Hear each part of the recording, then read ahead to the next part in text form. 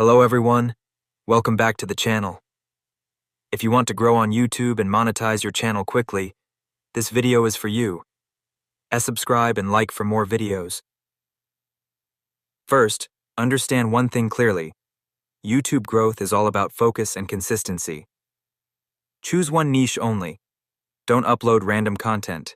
Pick a topic people already watch, like motivation, tech tips, education, or short-space content. When your channel is clear, YouTube pushes your videos to the right audience. Second, hook the viewer in the first 3 seconds.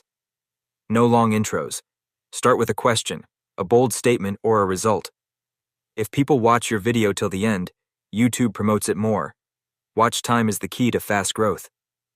Third, use shorts for fast reach. Shorts are the quickest way to gain views and subscribers. Upload 23 shorts daily. Keep them under 30 seconds, add subtitles, and deliver one clear message. Shorts help you reach monetization faster. Now let's talk about monetization. Don't wait only for AdSense. You can earn before 1,000 subscribers through affiliate links, promoting useful apps or products, brand collaborations, or by driving traffic to your Instagram or other platforms. Also, engagement matters.